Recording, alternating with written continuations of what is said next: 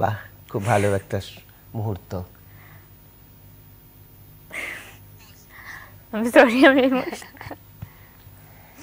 ও আসলে ইমোশনাল হয়ে গিয়েছে। না, আসলে অনেক ছোট ছিলাম, অনেক কষ্টের দিনগুলো হঠাৎ করে আবার সামনে দেখলাম, তাও অনেক বছর পর। তো মানে এটার জন্যই তো আসলে অপেক্ষাটা ছিল যে আমার নামটা আসলে নেওয়া হবে। মানে এমন হয় আমি জিতবো, ক্রাউনটা পরবো, আর না হলে আমি একদম নাই হয়ে যাব। যে এখন তো মেহজাবিন অনেক চ্যালেঞ্জিং কাজ করছে, নিজেকে অনেক অনেক কাজের জন্য তৈরি করছে প্রতিনিয়ত, মাত্রই বললেন। কিন্তু সেই চ্যালেঞ্জের মানে অবস্থায় আসতে তাকে একটা বড় চ্যালেঞ্জের মুখে কিন্তু পড়তে হয়েছে, এবং সেটাকে সে ওভারকাম করেছে, সেই ক্রাউনটা মাথায় দিয়েছে। আমরা বরঞ্চ এত কিছু না শেয়ার করে বেটার হচ্ছে আমরা স্ক্রিনে এখন এই মুহূর্তে চোখ রাখি। চলুন সবাই, তাতেই মনে হয় মোটামুটি সবটা বোঝা হয়ে যাবে। সবাই স্ক্রিনে দেখবো। Lux channel I superstar 2009 Mehjabin. স্বপ্ন আছে মনে, ছুঁয়ে দেব দূর আকাশটাকে, ছুঁয়ে দেব সব আলো, আকাশের যত তারাদের পাশে রূপের আগুনে সাজিয়ে দেব আমি শত রংধনু, যত কুসুম কানন, আমারই রূপে সাজবে পৃথিবী, স্বপ্ন ধরেছি মনে আমি।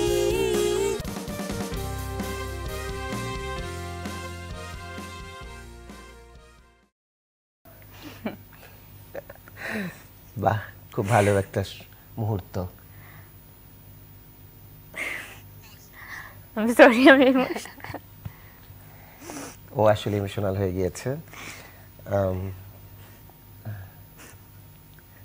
না, আসলে অনেক ছোট ছিলাম, অনেক কষ্টের দিনগুলো হঠাৎ করে আবার সামনে দেখলাম, তাও অনেক বছর পর। তো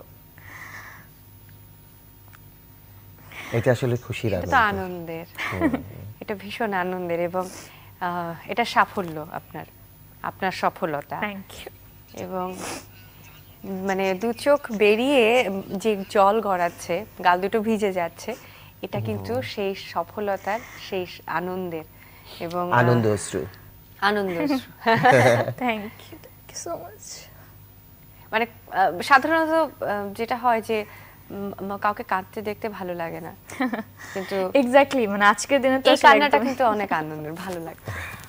থ্যাংক ইউ। এত বছর পর এই জিনিসটা আমি, আমার কাছে আসলে এটা ছিল না, মানে এই ফুটেজগুলো আমি অনেকবার কালেক্ট করার ট্রাই করেছিলাম, বাট কখনো পাই নাই।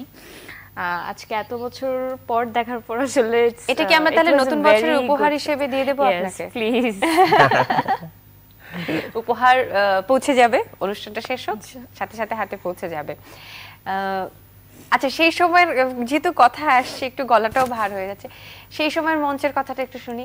কি হচ্ছে, কাউন্টডাউন, কে হবে? আসলে আমি ও বছর কম্পিটিশন সবচেয়ে ছোট ছিলাম, তো ওই দিক থেকে আসলে অনেক বেশি প্রেশার ছিল। প্লাস আমি দেশের বাইরে থেকে আসা, তো সবাই এখানে মোটামুটি অনেকজন, আমাদের কন্টেস্টেন্টের মধ্যে অনেকজন আগে থেকে কাজ করতেন, তো সবকিছু মিলিয়ে আমি এত বেশি নিউ কামার ছিলাম, তো প্রেশারটা অনেক বেশি ছিল। অ্যান্ড আমি ছোটবেলা থেকে যখন স্কুলে ছিলাম তখনও অনেক বেশি স্পোর্টস ইনভলভ ছিলাম, তো তখন আসলে অনেক বেশি মেডেলস পাওয়া, ট্রফিজ পাওয়া, সব কিছু, মানে আমি যখনই যেটা করেছি সবসময় ওখান থেকে উইনার হয়ে বের হয়েছি। তো এই জায়গাতে আমার আসলে খুব সিরিয়াসলি আমি হয়তো বা এন্টার করি নাই, কিন্তু পরের দিকে আমি অনেক সিরিয়াস হয়ে গিয়েছিলাম যখন টপ 10-এ ছিলাম। তখন আমার মনে হতো এত দিন এখানে থাকার পর আমি যদি উইনার না হই তাহলে আমি এটা সারা জীবন ভুলতে পারবো না। তো ওই জিনিসটা না ভিতরে এত কাজ করতো, বাট আল্লাহ আসলে আমার ইচ্ছেটা পূরণ করেছে। না, আপনি কিন্তু এখনো ভুলতে পারবেন না, মানে এতদিন থাকার পরে যে সফলতা আপনি পেয়েছেন সেটাও আপনি কোনোদিনও ভুলতে পারবেন না। আচ্ছা, সবসময় দেখা যায় যে বিউটি কন্টেস্টের ফাইনাল নাম যখন অ্যানাউন্স করা হয়, তখন যেটা হয় যে যারা চ্যাম্পিয়ন হন তারা অনেক জোরে চিৎকার করেন, কান্না করেন, সবাইকে হাগ করেন, অনেক সময় অনেকে ব্ল্যাঙ্কও থাকে। তো মেহজাবিন কেমন ছিলেন? না, আমার আসলে ছিল হচ্ছে গিয়ে এখন হয় আমি জিতবো, ক্রাউনটা পরবো, আর না হলে আমি একদম নাই হয়ে যাব। তো ওই আসলে দুটার ডিফারেন্সটা এত বেশি যে একটা হাতে আসলে ক্রাউন আছে আর একটাতে একদম কিছুই নেই। তো 50-50 তো ওই পাওয়াটা আসলে অনেক বেশি, এন্ড আমি অনেক খুশি ছিলাম ওই মোমেন্টে, আসলে ব্ল্যাঙ্ক ছিলাম। এই যে আচ্ছা, নিজের নাম কি তখন আপনি শুনতে পেয়েছিলেন? হ্যাঁ, মানে এটার জন্যই তো আসলে অপেক্ষাটা ছিল যে আমার নামটা আসলে নেওয়া হবে। মানে এমন হয়নি তো যে আমার নামই তো ঠিক মেহজাবিন বলেছে, এরকম কিছু ছিল না তো? কনফিউশন এরকম ছিল না। ইনফ্যাক্ট যখন উইনারের নামটা নেয় তখন হচ্ছে গিয়ে তিনজনের মধ্যে হয় একজন উইনার, মানে একজন উইনার হবে আর বাকি দুজন আসলে কিছুই হবে না। তো এই জন্য আসলে চ্যালেঞ্জটা অনেক বেশি ছিল যে হয়তো আমার নাম না নিলে তার মানে আমি ফার্স্ট সেকেন্ডও হই নাই, থার্ডও হই নাই, কিছুই হই নাই। তো তখন তো বোধহয় পাঁচজন, মানে টপ 5 থেকে first runner up, second runner up এবং চ্যাম্পিয়নের নাম ঘোষণা করা হয়েছিল। চ্যাম্পিয়ন না হলে আসলে আমি কিছুই না। তো এই জন্য আসলে অনেক এক্সাইটমেন্টটা বা ওই নিজেকে ধরে রাখার ব্যাপারটা অনেক বেশি ছিল।